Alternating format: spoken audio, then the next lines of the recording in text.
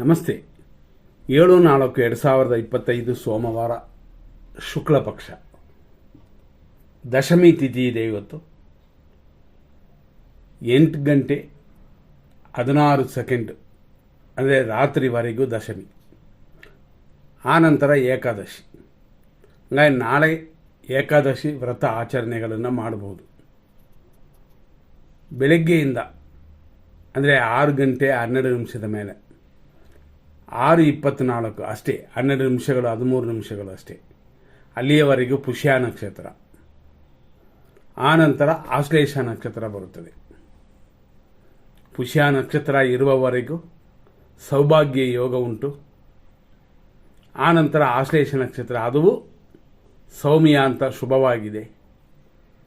ಆದರೂ ಆಶ್ಲೇಷ ನಕ್ಷತ್ರದಲ್ಲಿ ಮುಹೂರ್ತ ಕಾರ್ಯಗಳು ಮಾಡುವಂತಿಲ್ಲ. ಬೇರೆ ಚಿಕ್ಕ ಚಿಕ್ಕ ಕಾರ್ಯಗಳು ಮಾಡೋಕ್ಕೆ ಅಡ್ಡಿ ಇಲ್ಲ. ಇವತ್ತಿನ ದಿನದಲ್ಲಿ ಸೂರ್ಯೋದಯ 6:12. ಇವತ್ತು ಧನುಸು ರಾಶಿಯವರಿಗೆ ಚಂದ್ರಾಷ್ಟಮ ದೋಷ ಉಂಟು. ಆದ್ದರಿಂದ ಧನುಸು ರಾಶಿಯವರು ಸ್ವಲ್ಪ ಗಮನ ಕೊಡಿ. ಮತ್ತು ಇವತ್ತಿನ ಪುಷ್ಯ ನಕ್ಷತ್ರದ 4ನೇ ಪಾದ 6:25 AM ವರೆಗೆ ಮಾತ್ರ. ಆನಂತರ ಆಶ್ಲೇಷ ನಕ್ಷತ್ರ ಅಂದರೆ 6 ಗಂಟೆ 25 ನಿಮಿಷದ ಮೇಲೆ 12:44 ಮಧ್ಯಾಹ್ನದವರೆಗೂ ಆಶ್ಲೇಷ ನಕ್ಷತ್ರ. ಇದರಲ್ಲಿ ವಿಶೇಷವಾಗಿ 1ನೇ ಪಾದ. ಆನಂತರ ಸಂಜೆ 7:05ವರೆಗೂ 2ನೇ ಪಾದ ಆಶ್ಲೇಷ ನಕ್ಷತ್ರ. ಆನಂತರ ಅಂದರೆ ಆಶ್ಲೇಷ ನಕ್ಷತ್ರ 2ನೇ ಪಾದ ಆದ ನಂತರ 3ನೇ ಪಾದ ಪ್ರಾರಂಭವಾಗಿ ರಾತ್ರಿ 1:29ವರೆಗೆ ಇದೆ, ಅಂದರೆ ಲೇಟ್ ನೈಟ್. ರಾತ್ರಿ 1:29ನ ಮೇಲೆ ಆಶ್ಲೇಷ ನಕ್ಷತ್ರದ 4ನೇ ಪಾದವಿದೆ. ಇವತ್ತಿನ ಮಟ್ಟ ಮಧ್ಯಾಹ್ನ 12 ಗಂಟೆ 22 ನಿಮಿಷ. ಜನರಲ್ ಆಗಿ ಕಾಮನ್ ಆಗಿ ಕೆಲವು ವಿಷಯಗಳನ್ನ ನೋಡುತ್ತೀವಿ. ಆದರೂ ಆ ಸಮಯದಲ್ಲಿ ಅಶುಭವಿದ್ದರೆ ಯಾವ ಕಾರ್ಯಗಳು ಮಾಡಬಾರದು. ಉದಾಹರಣೆ, ಪುಷ್ಯ ನಕ್ಷತ್ರ ಇರುವವರೆಗೂ ನಾವು ಹೇಳಿದ್ವಿ ಫಸ್ಟೇ ದೋಷವಿಲ್ಲ ಅಂತ, ಆಮೇಲೇನೂ ಪರವಾಗಿಲ್ಲ. ಆದರೂ ಇದರಲ್ಲೂ 100% ಕೆಟ್ಟೋದು ಒಳ್ಳೆಯದು ಅಂತ ನಾವು ವಿಂಗಡಿಸಿ ನೋಡೋಣ. ಇದನ್ನು ಸರಿಯಾಗಿ ಹೇಳಬೇಕು ಅಂತಂದರೆ, ಉದಾಹರಣೆ 8:15ರಿಂದ 9:17ವರೆಗೂ ಗುರು ಹೊರೆ ಇದೆ. ಆ ಗುರು ಹೊರೆ ಕಾಲದಲ್ಲಿ ವಿಷಕಾಲವಿದೆ ಮತ್ತು ರಾಹು ಕಾಲವಿದೆ. ಸುಮ್ಮನೆ ಗುರು ಹೊರೆ ಶುಭವಾಗಿರುತ್ತೆ ಅಂತ ಹೇಳುವಂತಿಲ್ಲ. ಈ ರೀತಿಯೆಲ್ಲ ನೋಡ್ಕೋಬೇಕು. ಈಗ ಅದನ್ನೇ ನಾವು 100% ಶುಭ ಸಮಯಕ್ಕೆ ಬರೋಣ. ಬೆಳಿಗ್ಗೆ 6:12ರಿಂದ 7:42 ಇದು ಒಂದು ಶುಭ ಸಮಯ. 9:19ರಿಂದ 10:47 ಇದೊಂದು ಶುಭ ಸಮಯ. ಮಧ್ಯಾಹ್ನ 12:24ರಿಂದ 12:44ವರೆಗೂ ಒಂದು ಶುಭ ಸಮಯ. ಮಧ್ಯಾಹ್ನ 1:38ರಿಂದ ಸಂಜೆ 6:51ವರೆಗೂ ಶುಭ ಸಮಯ. ರಾತ್ರಿ 9:45ರಿಂದ 12:19ವರೆಗೂ ಒಂದು ಶುಭ ಸಮಯ. ಆನಂತರ ರಾತ್ರಿ 1:51ನ ಮೇಲೆ ಇದು ಒಂದು ಶುಭ ಸಮಯ. ಆದರೂ 100% ಕೆಟ್ಟ ಟೈಮ್ನ ನೋಡೋಣ. ಈ 100% ಕೆಟ್ಟ ಟೈಮ್ಗಳಲ್ಲಿ ಯಾವುದನ್ನು ಪ್ರಾರಂಭ ಮಾಡಬಾರದು. 7:44ರಿಂದ 9:17ವರೆಗೂ ರಾಹು ಕಾಲ. 10:49ರಿಂದ 12:22ವರೆಗೂ ಯಮಕಂಡ ಕಾಲವಿದೆ. 12:46 ಮಧ್ಯಾಹ್ನದಿಂದ 1:36ವರೆಗೂ ದುರ್ಮುಹೂರ್ತ. ಸಂಜೆ 6:53ರಿಂದ ರಾತ್ರಿ 8 ಗಂಟೆವರೆಗೂ ಮೃತ್ಯು ಪಂಚಕ.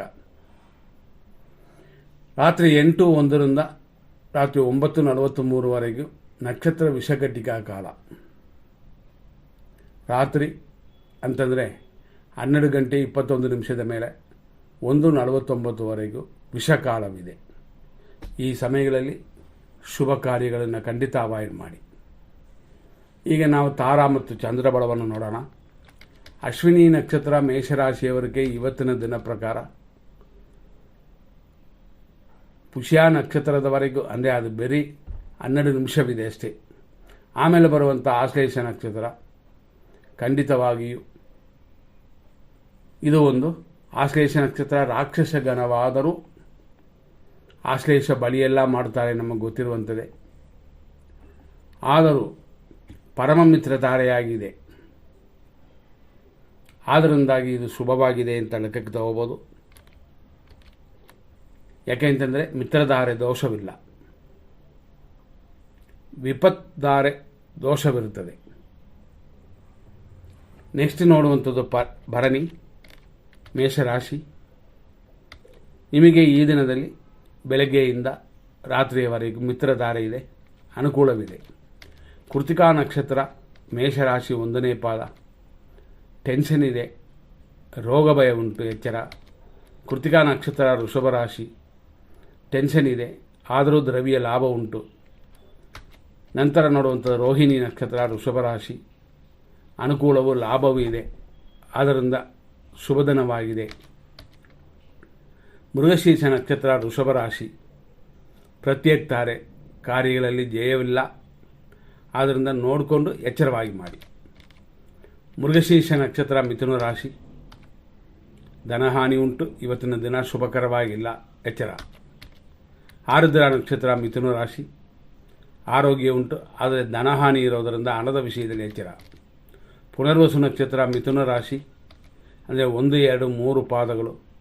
ವಿಪತ್ತಿದೆ, ಧನಹಾನಿ ಇದೆ, ವೇಸ್ಟ್ ಖರ್ಚುಗಳಿದೆ, ಮನಸ್ಸಿಗೆ ಸಂಕಟಗಳು ಉಂಟಾಗುತ್ತದೆ. ಪುನರ್ವಸು ನಕ್ಷತ್ರ ಕರ್ಕಾಟಕ ರಾಶಿ. ಅದೇ ಥರ ವಿಪತ್ತೆ, ಆದರೂ ಸ್ವಲ್ಪ ಆರೋಗ್ಯ ಚೇತರಿಸ್ಕೊಳ್ತೀರಾ. ಪುಷ್ಯ ನಕ್ಷತ್ರ ಕರ್ಕಾಟಕ ರಾಶಿ. ನಿಮಗೆ ಸಂಪತ್ತಿದೆ, ಅಂದರೆ ಹಣಕಾಸಿನ ವರಮಾನ ಹೆಚ್ಚಾಗುವ ದಿನವಿದು, ಅಥವಾ ಅದು ಸಂಬಂಧಪಡುವ ಪ್ಲಾನ್ ಮಾಡ್ಬೋದು. ಆರೋಗ್ಯದಲ್ಲೂ ಚೇತರಿಸ್ಕೊಳ್ತೀರಾ. ಆಶ್ಲೇಷ ನಕ್ಷತ್ರ ಕರ್ಕಾಟಕ ರಾಶಿ. ಜನ್ಮತಾರೆ, ಶರೀರ ಆರೋಗ್ಯ ಪರವಾಗಿಲ್ಲ, ಪಕ್ಷಿ ಪ್ರಾಣಿಗಳಿಗೆ ಮೇವಾಕಿ. ಮಕಾ ನಕ್ಷತ್ರ ಸಿಂಹರಾಶಿ. ಪರಮ ಮಿತ್ರಧಾರೆಯಾಗಿ ಸ್ವಲ್ಪ ಧನವ್ಯಯ ಉಂಟು. ಪುಬ್ಬ ನಕ್ಷತ್ರ ಸಿಂಹರಾಶಿ. ಮಿತ್ರಧಾರೆ, ಧನವ್ಯಯವೆಲ್ಲ ಉಂಟು. ಉತ್ತರ ನಕ್ಷತ್ರ ಸಿಂಹರಾಶಿ. ಟೆನ್ಷನ್ ಇದೆ, ವ್ಯಯವಿದೆ. ಉತ್ತರ ನಕ್ಷತ್ರ ಕನ್ಯಾ ರಾಶಿ. ಟೆನ್ಷನ್, ಇಷ್ಟಾರ್ಥ ಸಿದ್ಧಿಯೆಲ್ಲ ಉಂಟಾಗುತ್ತದೆ, ಟೆನ್ಷನ್ ಬಿಟ್ಟು ಬಿಡಬೇಕಾಗ್ತದೆ. ಹಸ್ತ ನಕ್ಷತ್ರ ಕನ್ಯಾ ರಾಶಿ. ಅನುಕೂಲ, ಇಷ್ಟಾರ್ಥ ಸಿದ್ಧಿಯೆಲ್ಲ ಶುಭದಿನವಾಗಿದೆ. ಚಿತ್ತಾ ನಕ್ಷತ್ರ ಕನ್ಯಾ ರಾಶಿ. ಪ್ರತ್ಯೇಕ ತಾರೆ, ನಮ್ಮ ಪರವಾಗಿ ಕಾರ್ಯಗಳು ಸಕ್ಸಸ್ ಆಗೋದು ಕಷ್ಟ, ಪ್ರಯತ್ನಗಳು ಹೆಚ್ಚಾಗಿರಬೇಕಾಗ್ತದೆ. ಚಿತ್ತಾ ನಕ್ಷತ್ರ ತುಲಾರಾಶಿ. ಪ್ರತ್ಯೇಕ ತಾರೆ, ಕೆಲಸ ಕಾರ್ಯಗಳ ಅಭಿವೃದ್ಧಿಯೆಲ್ಲ ಉಂಟು.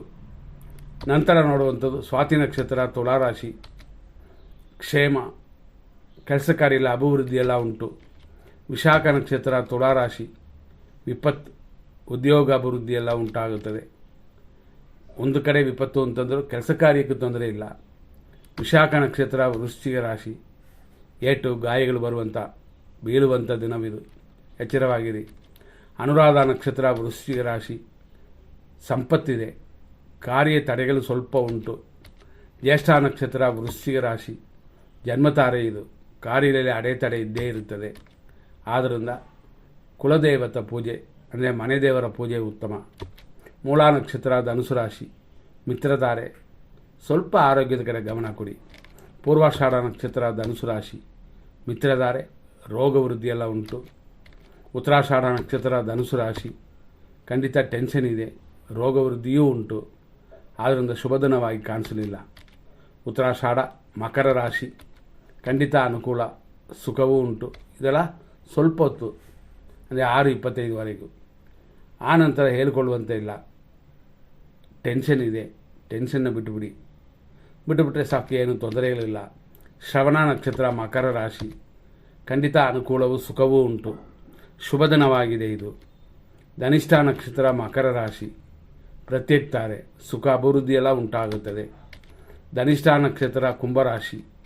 ನಿಮಗೆ ಈ ದಿನ ಪ್ರತ್ಯೇಕ ತಾರೆಯಾಗಿದೆ. ಹಾಗಾಗಿ ಬೆಳಗ್ಗೆಯೇ ಸೂರ್ಯ ನಮಸ್ಕಾರ ಮಾಡಿ ದೇವರನ್ನ ಪೂಜೆ ಮಾಡಿಕೊಳ್ಳಿ. ಶತಭಿಷ ನಕ್ಷತ್ರ ಕುಂಭರಾಶಿ. ಖಂಡಿತ ಆರೋಗ್ಯ ಉಂಟು, ಅಭಿವೃದ್ಧಿಯೂ ಇದೆ, ಶುಭದಿನವಾಗಿದೆ. ಪೂರ್ವ ಭಾದ್ರಪದ ನಕ್ಷತ್ರ ಕುಂಭರಾಶಿ. ಏಟು ಗಾಯಗಳು ಕಾದ ದಿನವಿದು, ಅಥವಾ ನಷ್ಟಗಳು ಆಗುತ್ತದೆ, ಗಮನ ಕೊಟ್ಕೊಂಡು ಸರಿ ಮಾಡಿಕೊಳ್ಳಿ. ಪೂರ್ವ ಭಾದ್ರಪದ ನಕ್ಷತ್ರ ಮೀನರಾಶಿ. ವಿಪತ್ತು ಉಂಟು, ಕಾರ್ಯಗಳಲ್ಲಿ ವಿಘ್ನ, ಆದಷ್ಟು ಪ್ರಯತ್ನ ಪಡಿ, ಇಲ್ಲಾಂದರೆ ಇನ್ನೊಂದು ದಿನ ನೋಡ್ಕೊಳ್ಳೋಣ. ಉತ್ತರ ಭಾದ್ರಪದ ನಕ್ಷತ್ರ ಮೀನರಾಶಿ. ಸಂಪತ್ತಿದೆ, ಕಾರ್ಯ ವಿಘ್ನಗಳು ಕೂಡಿ ಬರುತ್ತದೆ. ರೇವತಿ ನಕ್ಷತ್ರ ಮೀನರಾಶಿ. ಖಂಡಿತ ಜನ್ಮತಾರೆ ಕಾರ್ಯ ವಿಘ್ನ. ಹಾಗಾಗಿ ಬುಧ ದೇವರನ್ನು ಪೂಜೆ ಮಾಡಿಕೊಳ್ಳಿ, ಬುಧಗ್ರಹ ಪೂಜೆ ಮಾಡಿ. ಮಹಾವಿಷ್ಣು ನೀವು ಗೋವಿಂದ ಗೋಪಾಲ ರಾಮ ಅಂತ ಯಾರನ್ನ ಬೇಕಾದ್ರೂ ಪೂಜೆ ಮಾಡ್ಬೋದು. ಪೂಜೆ ಮಾಡಿಕೊಂಡ್ರೆ ದೋಷಗಳು ಕಡಿಮೆ ಆಗುತ್ತದೆ. ಇಲ್ಲಿಯವರೆಗೂ ಇಷ್ಟು ವಿಷಯಗಳನ್ನ ನೋಡಿದ್ವಿ. ಮುಂದಿನ ಸಂಚಿಕೆಯಲ್ಲಿ ನೋಡೋಣ. ಧನ್ಯವಾದಗಳು.